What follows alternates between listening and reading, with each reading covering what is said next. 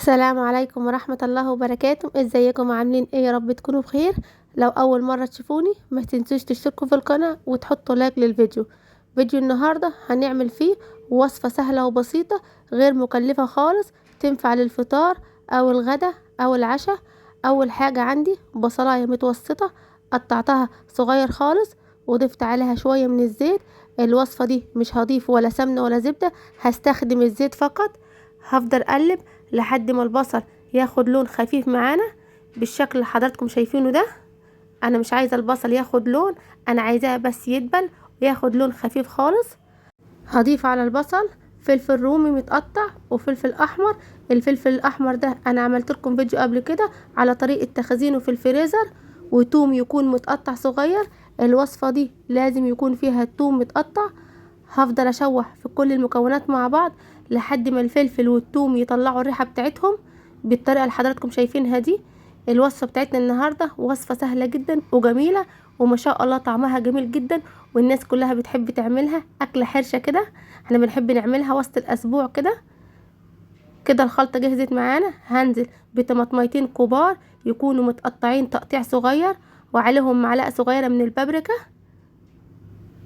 وهنقلب الطماطم مع البصل زي ما انتوا شايفين بالظبط.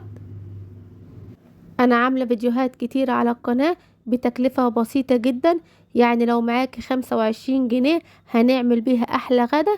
وعملت فيديو كمان تاني لو معاكي 50 جنيه هنعمل بيها احلى غدا. والله الطريقه سهله جدا وبسيطه وغير مكلفه، والفيديوهات اللي انا عاملاها على القناه هتعجبكم باذن الله. انا هفضل اقلب وهغطيها وهسيبها لحد ما تتسبك. ده شكل معانا الصلصه بعد ما اتسبكت، جميله ما شاء الله وما خدتش وقت معانا خالص. اهم حاجه في الخطوه دي ان احنا نضيف التوابل اللي هقول لكم عليها. معلقه صغيره من التوابل المشكله، معلقه صغيره من الكمون، معلقه صغيره من الملح، نص معلقه صغيره من الفلفل الاسمر. لو عايزين طريقه التوابل المشكله اكتبولي في الكومنتات، بجد بتودي طعم الاكل في حته تانية خالص. هفضل اقلب لحد ما ريحه التوابل تطلع زي ما انتم شايفين. ما شاء الله اللهم بارك. الوصفة جميلة جدا النهاردة وسهلة وغير مكلفة خالص وهتعجبكم بإذن الله ومش هتبطلوا تعملوها تاني. عندي علبة من الفول، الفول ده سادة اكيد عرفتوا انا هعمل ايه. وهضيفها على الصلصة بتاعتنا اللي احنا عملناها او التسبيكة بتاعة الطماطم اللي احنا عملناها، وهنقلب. بجد احلى طبق فول تاكلوه في حياتكم، جربوه وبجد مش هتندموا وهتبقى اكلتكم المفضلة. هنقلب. انا مهديه النار خالص، هعليها دلوقتي، واول ما يبتدي ان هو يغلي هطفي النار نهائيا. كده الفول بدأ يغلي معانا، انا هطفي النار عليه دلوقتي. ما شاء الله اللهم بارك. شايفين شكل الفول عامل ازاي؟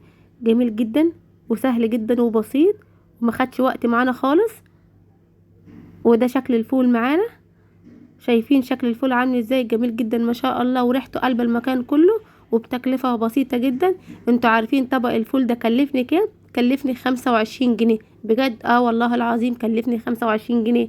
احسبوها كده هتلاقي علبة الفول دي سادة انا جبتها ب19 جنيه، وجبت نص كيلو طماطم ب3 جنيه يعني 22 جنيه، وجبت قرن فلفل بجنيه يبقى 23 جنيه، وجبت بصلتين ب3 جنيه. يبقى كده تكلفة الأكلة كلها كانت عاملة 25 جنيه.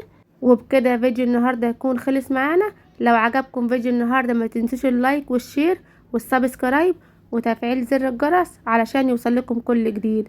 سلام عليكم ورحمة الله وبركاته.